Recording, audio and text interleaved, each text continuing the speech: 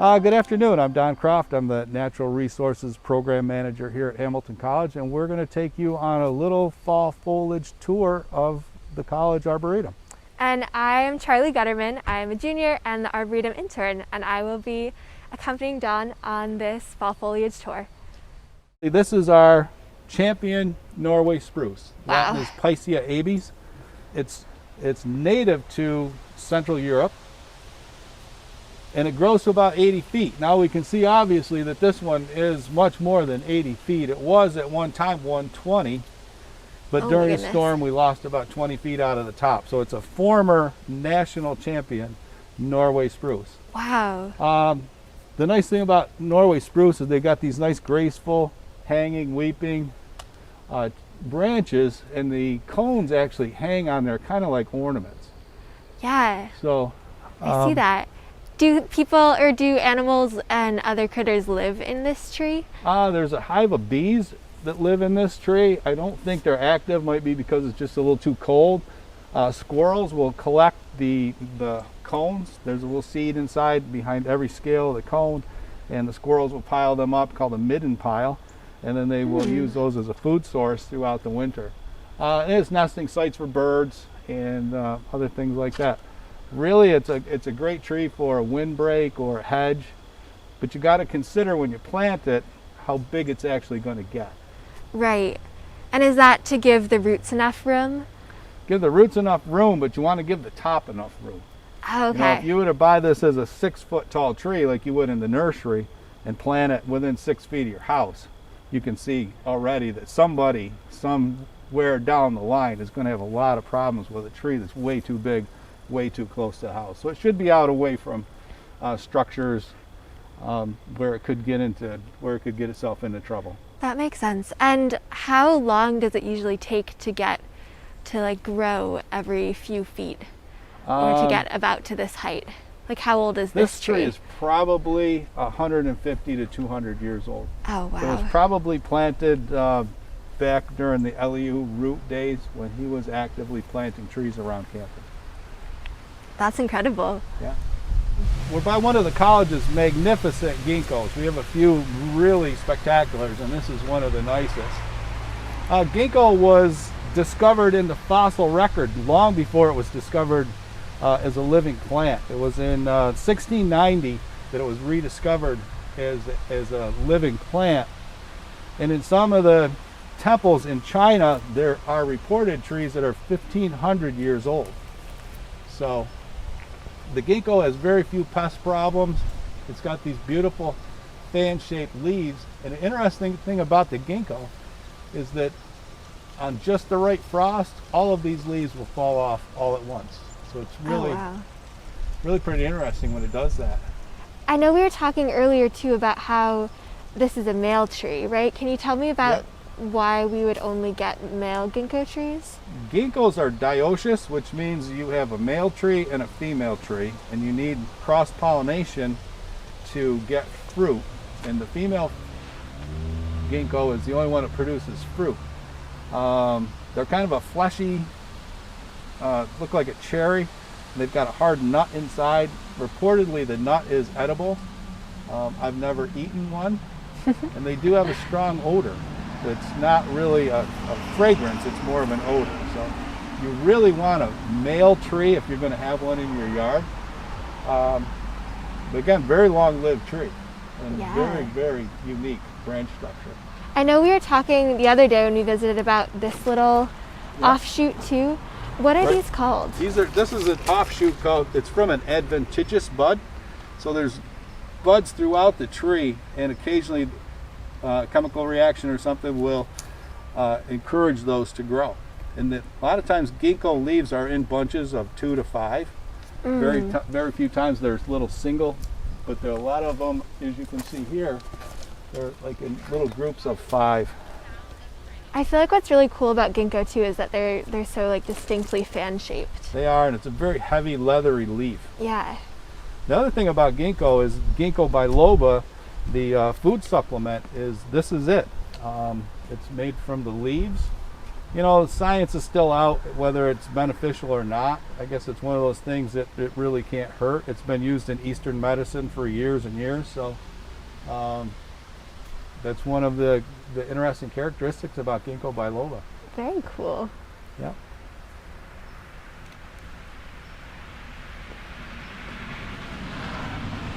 So here we are at a black walnut grove. As you can see, these are the nuts. And what I really like about these is that if you break them open, all of this stuff is really highly pigmented. So you can like make a dye out of it if you were to really concentrate it. And this was what we saw a little earlier in the squirrels pile. They really like to collect these. Correct. So the Latin for black walnut is Juglans nigra. Couple interesting thing about black walnut, and I can find a leaf right here. These are compound leaves, and you can see this leaf right here is about 1 foot long, and compound means it has a stem like this, and then it has the leaves are attached to that stem, so it's considered a compound leaf. Another thing that's interesting about black walnut is Juglans toxicity. Black walnuts put a compound in the soil that will limit the growth of other trees. There are some trees that can grow underneath a black walnut. Most evergreens cannot. So that kind of, you know, it's been an adaptation that they've created to make more space for themselves. And like Charlie said, back in the day, they used to use this as a pigment or dye. They could actually rub it on like the musket barrels or steel, and it would turn it to a nice rich brown. So again, these are edible. Humans can eat them. Wildlife eats them. Squirrels love them. One other thing about black walnut, it is a very highly sought after species for lumber for furniture. It has really nice, rich, dark tones without having to use a lot of stain. Is it particularly easy to craft? Like, is it sort of malleable in that way? It's a softer wood. Yeah, it's easy to work with. Another thing, it's a big tree, and they're messy. You really want to consider if you want one in your yard, or sometimes the better spot for them is kind of along the perimeter, because they are quite messy. You don't want to trip over a tennis ball nut. Tennis ball size nut, or you'll have every squirrel in town trying to pick them up. The last time we were here, we were talking about the fact that they're all in a grove. Right. And is it that black walnuts, their root systems are actually intertwined? Right. Trees of like species will root graft together. So I'm sure these walnuts are root grafted together. A lot of times oaks will root graft together. So they kind of share amongst each other. So does that mean the nutrients of this tree could potentially also go to the nutrients of that tree if that tree needed it?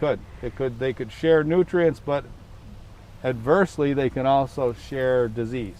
So is that why you often will get like a big die-off of a grove if a disease hits? Sometimes, yes. Depends on what the disease is and how it travels throughout the plant. So, but yeah, these are some of our black walnuts. We have a number of them on campus. Charlie, this tree right here is a dawn redwood. It was thought to have been extinct. It goes back 150 million years in the fossil record. It's considered a living fossil. It was rediscovered in 1941, and the Arnold Arboretum of Harvard University actually sent an expedition to China to collect seeds and bring them back. And since then they've been propagated so that the threat of extinction is not anymore. It's a deciduous tree. Oh, even though they look like needles. Because they look like needles. A lot of people call them a deciduous evergreen. Deciduous means they lose their leaves. But it's not an evergreen at all. It looks like an evergreen. It's going to turn a beautiful russet or yellow color, and these feathery needle leaves are going to fall off. They're beautiful. It's also got this really beautiful bark. Yeah, so you say this is a redwood, and I can definitely see that there are these like red streaks in here. How is this different from like the California redwoods? It's not going to get anywhere near as big. It's a big tree, but it's not going to get that big. They probably are genetically related, but this is the Chinese, the Asian variety. You know, cool. And there's also this thing over here. this right here. What does this do on the tree? That's a great question. This is a copper cable, and it runs all the way to the top of the tree. This is lightning protection. And on a lot of our prominent trees on Hamilton College, we have this. Arborists go in, they've climbed all the way to the top. There's a weatherhead at the top, and it's designed to take the lightning strike. For whatever reason, we get a lot of lightning strikes on Hamilton College. And research has shown that lightning doesn't have to occur during the rain. A lot of times lightning will occur before the rain. So if that happens, the tree's hit when it's dry, the easiest path for the lightning to ground is through the cambium layer, which is below the bark. It turns that moisture to steam and blows the bark off the tree. Oh wow, so it really kills the tree pretty effectively. Yeah, it's not great for the tree at all. Sometimes they survive, sometimes they don't. Now if the tree is struck when it's wet, a lot of times the lightning will travel down the outside of the tree and do less damage. But when we put the lightning protection in, it gives the tree a much better chance to survive after a lightning strike. Because this goes down, there's a grounding rod system out here in the ground, and it just comes right down and does little damage to the tree. Do you know, I'm seeing like a little guy over here. Oh, there he goes. He just flew off. But it looked like some sort of cricket almost. You know, all these fractures and fissures are home to something. You know, there's bugs and other insects and things. You can see this looks like it's been chewed off. Yeah. It kind of gets kind of feathery. I think the squirrels will take that to make nests. It's a really beneficial tree in the landscape, but it's a really big tree. So you want to, if you're going to plant one in your yard, you really want to consider where you're going to put it. Someplace where you have a really nice view of it, and it's not going to be too close to building or structure and get into trouble. That makes sense. But boy, it's a really nice tree. Yeah, it's beautiful. Charlie, we're here today by the chapel, and we're looking at one of our beautiful sugar maples. What would be a fall leaf tour without including sugar maple? You couldn't do it. This one is the yellow, red, gold. It even changes the light underneath the tree. It's just beautiful. Sugar maple is one of the primary trees in New York State. It's used for making maple syrup. Back in the pioneer days, that's more of a staple than it is a luxury today. It's also, considered rock maple, hard maple. Those are some of the common names. Its Latin name is Acer saccharum. So if you were to make syrup out of this, you would have to tap it, right? So you'd put like a little spigot in? Yep, down here lower they would drill a hole, they tap a spigot in, and it's always done in the spring when the nights are freezing and the days are above freezing. That gets the sap to flow up the tree, and they collect. Sugar maples have been collected for hundreds of years and they still thrive.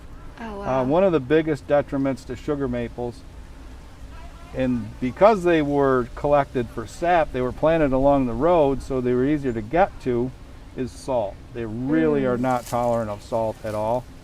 And we've lost a lot of our really big sugar maples to salt decline. From the snow on the roads? Yeah. So Don, this is our identification tag, right? You can see this here. And this is how we, in our own system, can tell which tree is which. So part of my job as the Arboretum intern is to go around and look at all these numbers and use an ArcGIS program, which is just like a mapping layer system of different points. And so each of these trees has an assigned point and has an assigned number from these tags, and I make sure that all the trees in our system still exist on campus or haven't been moved or taken down. But these are super helpful for that. However, as you can see, the squirrels have started eating them. So most of this is black, and then you have this sort of shiny silver bit. And it's mostly just on this quad, and I'm not sure why. Don, do you have any theories as to? I do not. And some of the tags, they will actually eat the center right out. It looks like a washer, and they're all going to have to be replaced because we can't read the numbers. But we're going to replace them with stainless steel tags that I don't think they'll be able to chew through. We hope. We hope. But yes, every tree in the Arboretum has a designation number, and it's on an Excel spreadsheet, and it's also on ArcGIS. So as we move forward with the Arboretum, what we would like is that people could go to the Arboretum webpage at the college and log into the ArcGIS that we'll make available to the public. And when they walk up to this tree, they could either enter the number, or the GPS in your phone will say, hey, you're standing next to sugar maple, and this is the information about that tree. So that's in the works and hopefully coming in the future. So we are here behind Morris House in Eels at the katsura tree. And you can see it's turning this lovely yellow. Don, I know there's a thing that in the fall the katsura trees smell a very particular way. Yeah, what is that? My intern last year came to my office. She says, every time I walk down this particular sidewalk, I can smell cotton candy. And I said, let's get in the golf cart and take a ride. And we drove down, and sure enough, it was katsura. Katsura, some people can smell it. It smells like cotton candy. I'm one of the ones that maybe I can smell it a little bit. Sometimes. But Charlie says she can smell it. Oh, absolutely. Which is great. It's a I'll tell you all about medium-sized it. tree. At maturity, it'll be about 60 feet wide. It's native to Japan. The Latin is Circidophyllum japonicum. We'll have a link with all the Latin names for anybody that's interested in the end. But again, this is a really showy tree. It has a small flower in the spring. Has these little buds, like little cat claws. Oh, yeah. In the fall, are those just sort of dormant, and then in the spring they these bloom? are just dormant buds, and then they will leaf out in the spring. You know, and it's kind of one of the ways you can remember katsura's cat. And it has these little cat claws They're on sort of them. hooked. So, yeah, and it's going to change this nice mottled kind of yellow, all drop off. It's got very interesting bark in a branching structure. It's really a nice tree. Kind of unusual. If you have one in your yard, you'll probably want to be one of the few people who does. But diversity is a good thing when it comes to trees and tree planting. I find that I often smell the cotton candy less on this tree and more. There are two katsura sort of behind Martin's Way as you're walking from like the bridge to KJ. Mm-hmm. And those will often be a lot more fragrant. Yeah, so those were the ones that we went and looked at with the intern last year. Sort of behind the white fir and the bench, like on your right side. Exactly. We are right on the side of Sweda House, the Office of Admission, and this is a locust tree. Don, do you want to talk a little bit more about what this tree is?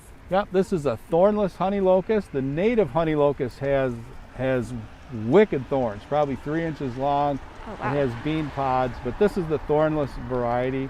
Gladitia tricanthos intermis is the thornless honey locust.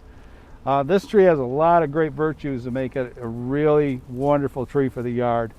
It has this nice dabbled shade, doesn't kill the grass underneath. It's actually a legume, so it produces nitrogen, puts it back into the soil. It's tolerant of many urban situations, salt, drought, compaction. Just a great all-around tree. In which case it's been overused, and you see it everywhere. So, but it's one of my favorites. It's very hard, storm tolerant. It's really a good tree. Something about this locust tree as well is the leaf shape, and similar to the black walnut that we saw earlier, you have a compound leaf. So all of these are on the same sort of stem. Right. Yep, just little leaflets. They kind of disappear into the grass. Not a lot of cleanup in the fall. You can just essentially clean them right up with the lawnmower when you mow the grass. So Charlie, we're behind the Science Center in what we call the Science Center Glade. It's named for Tom Suckup, the benefactor of the Arboretum. Right here we're standing next to one of our red maples, Acer rubrum. A lot of confusion when people come into the nursery and they say, I want a red maple. You have to ask, well, do you want a Crimson King, which is Acer planetoides Crimson King, or do you want a red maple, Acer rubrum? And the difference between them is the Crimson King has the purple leaves all summer. Oh, yeah. And the red maple, the leaves turn red in the fall. And I feel like you can see that variation in this glen or in this glade too, where that one is a little bit more maroon, like that one over there is really, really deep purple. And this one almost is more like of a flatter, like more orangey red. It is, it is. And that was the purpose of planting this group of red maples together. If you visit the Arboretum, you should come here and you can see on the tags there's many different varieties. This is the Schlesinger variety, and there's countless variety of red maples here, and they all have different characteristics. These ones without any leaves, they're a variety that they color up very early in the spring, lose their leaves. This one over here to my left, is just coloring up nice now. We've got one over here, it's a little more yellow, with a little tint of red. But they all have unique characteristics. They're beautiful. And you can really see like the tops of this root system as well.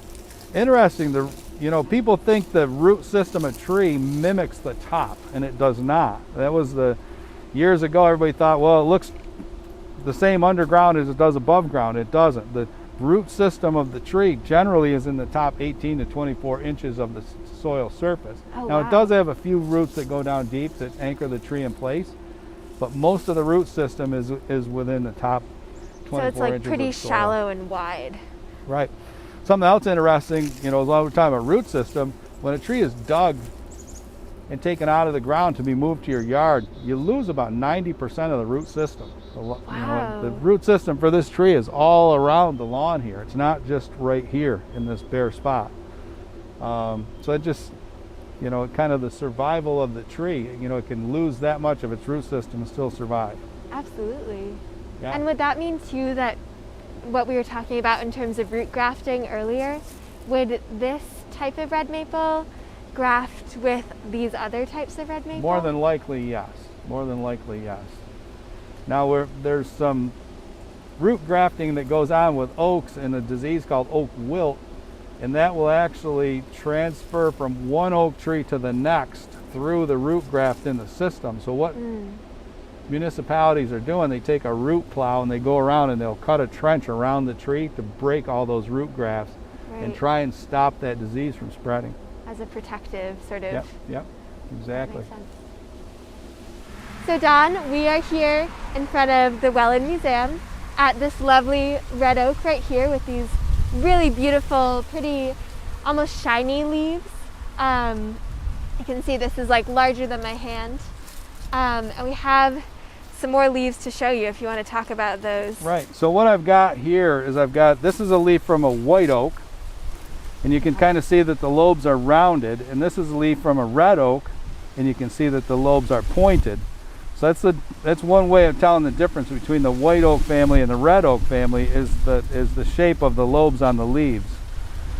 Also, red oak is native to the United States, eastern United States. It's also very sought after as a lumber.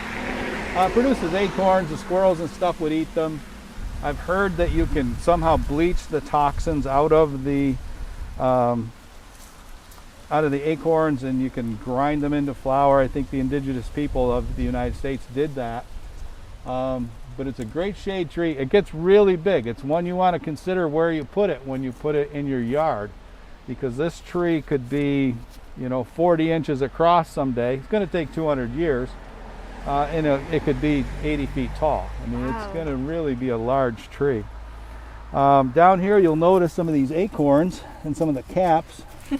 This is a cap off of an acorn, and you can actually use these to make a whistle. Oh wait, I think I know what you're talking about. If you do this, hold it like that, and then you blow through it. I don't know if you can do it with a mask on. This is an immature acorn that fell off. Now turkeys and squirrels and things like that would eat the acorns. It's a good mass tree for wildlife. So Does again, this tree have any issue with salt tolerance? Because I know we're like pretty close to the road here, maybe like a couple right, paces. it's probably slightly intolerant to salt. I mean, we've got it far enough away where it should be okay, but generally, I think it will be okay. The plow isn't going to reach all the way out here. Right. This one's got an interesting root structure here. Oh yeah.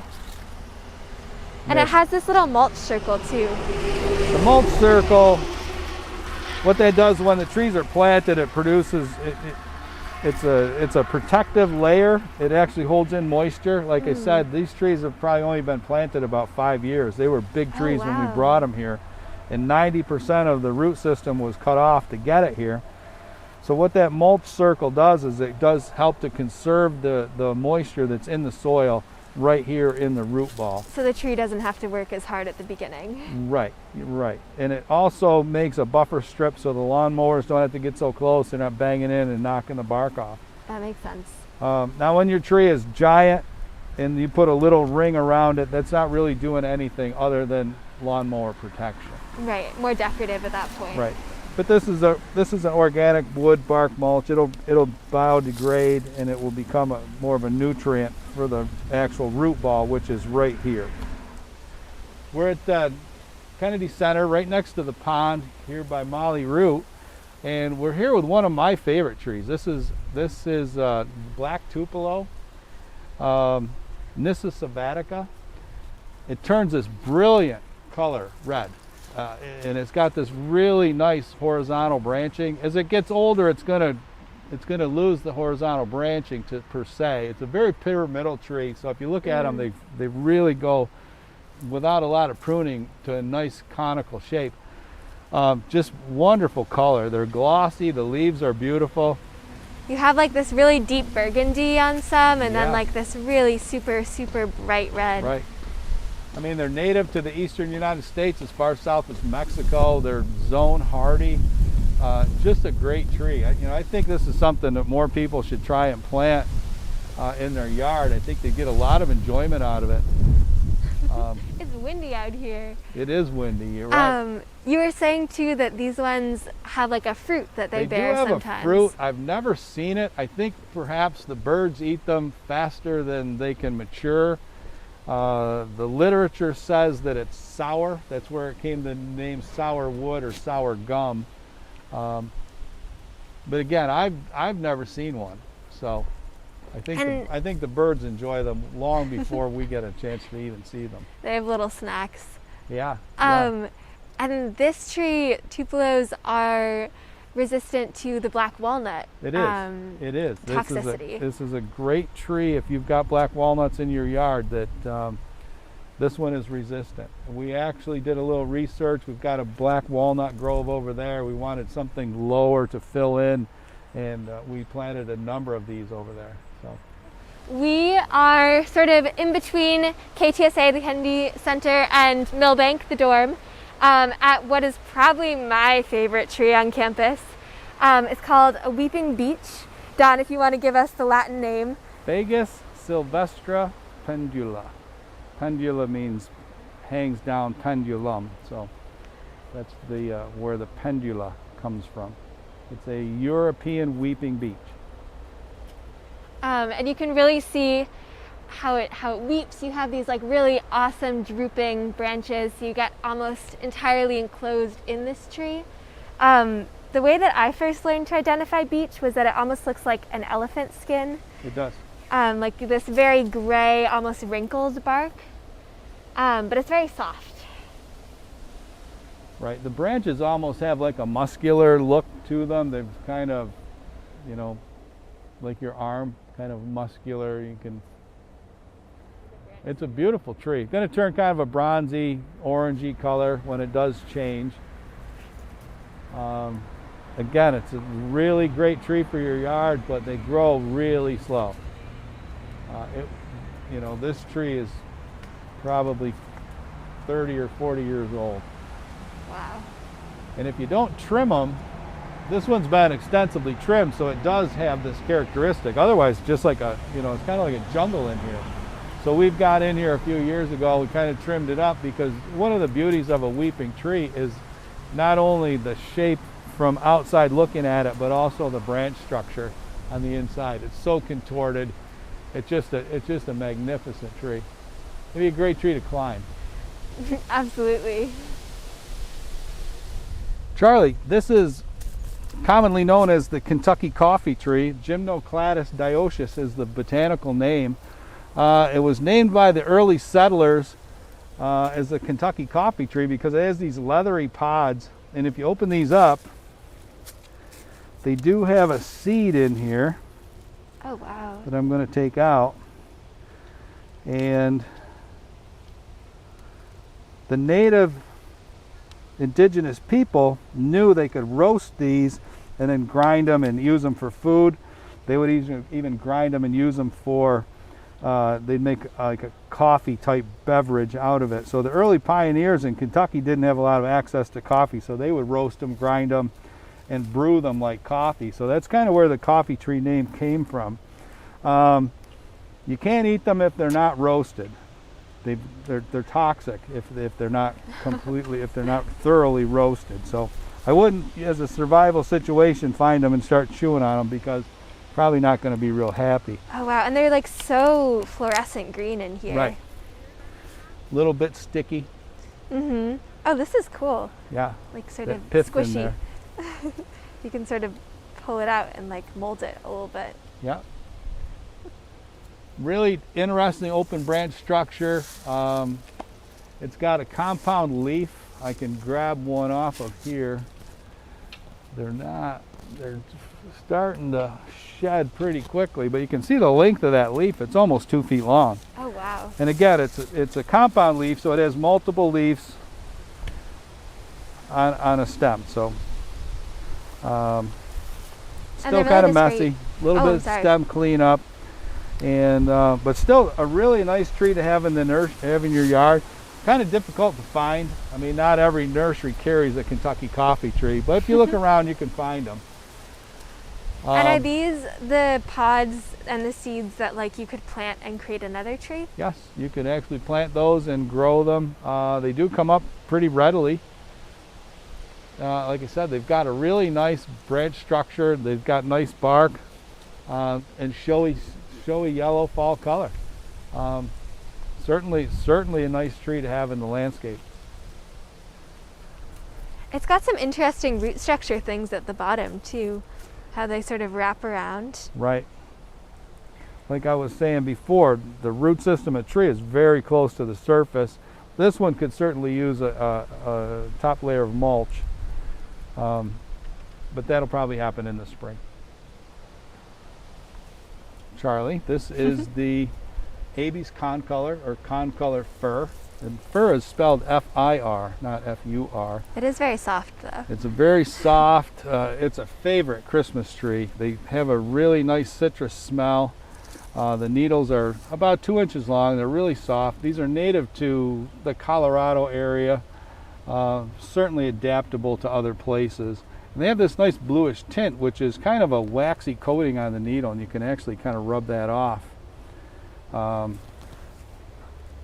What's cool about these needles too is that like in other coniferous trees, they like often needles are clumped, like in the white and red pine, but these they all sort of each are one off on the main branch. Singles up on a little petiole. You know, they get about 60 feet, so you don't want to plant it up too close to the house. You want to be out away from the house a little bit. Nice accent tree for the back of the yard.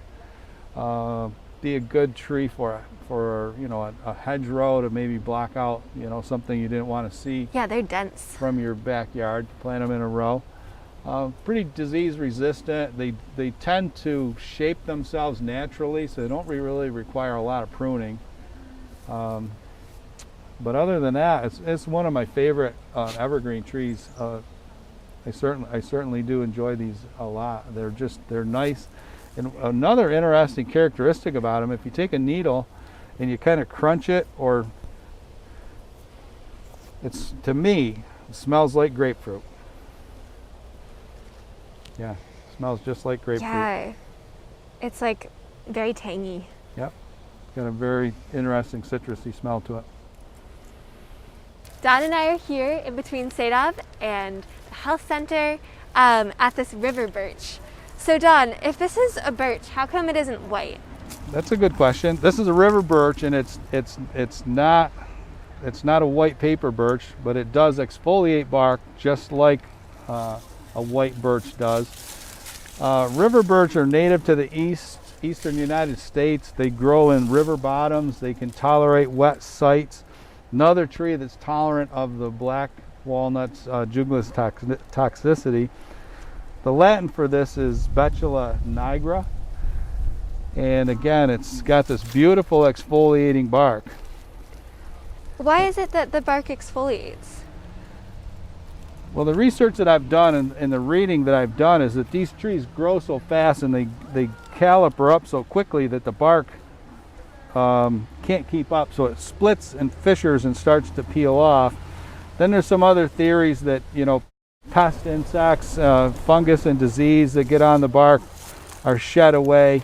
And then there's even been some research that birch can actually photosynthesize, which is produce food, that they can actually do that through the bark, so the bark wants to be thinner, and which makes them grow faster. So that is the theory behind the exfoliating bark on the birch trees. And these are newly planted, right? They're fairly young? Yes, these are relatively young. These have probably been here about 10 years. I believe these were planted 10 years ago. So they're growing pretty fast. Interesting thing about birch is this bark is quite flammable. So in a survival situation, you have some birch, you can actually peel this off. It makes a great tinder. You can start it on fire with a ferro rod and just a spark. But it's best to just take bark in an emergency situation. The bark's always best left on the tree. It's a beautiful cinnamon color. It's one of my favorite trees. I know I've said that a lot during the tour. They're all your favorite tree. As these get older, this bark will become more like a traditional tree bark. In the top part where it's actively growing faster will be still exfoliate, but this will become more fissured, like tree bark we're accustomed to seeing. So yeah, these are great trees. It's going to turn a beautiful yellow color when it finally does turn. And the leaves are like very shiny and almost, are these like little pine cones almost? Those are like little seed pods, or seed. They're almost like a cone. If you looked at them very close with a dissection microscope, there'd be like little layers. And those would be the seeds. Birds tend to eat the seeds throughout the winter. A lot of times in the snow, you'll see all these little specks, and that would be the birch seeds. Birch are a pioneer species. Let's say a land was cleared or there's a forest fire and it was on the east. Birch is one of the first trees to move into a vacant site and begin to grow, so they're considered a pioneer species. White pine is the same pioneer species. They'll move in and take root relatively quickly. And then other trees, maple, ash, cherry, will move in after those. So yeah, it's a great tree for the landscape. You can get them either single stem, multi-stem. I prefer the multi-stem varieties. I think they add a lot of character and interest to the landscape. They're really beautiful tree. Hardy, very few problems. They're resistant to the bronze birch borer, which the white birch is very susceptible to. So just a good all-around tree. All right, thank you all for joining us virtually for our tree tour of the Hamilton College Arboretum. We look forward to seeing you in the Glens sometime soon. Yep, it'd be wonderful if everybody could stop out and take a tour, walk around the Glen. We're open from dawn till dusk. Anytime the college is open for people to walk around and enjoy the Arboretum. So come to Hamilton College and enjoy the trees. And thank you very much.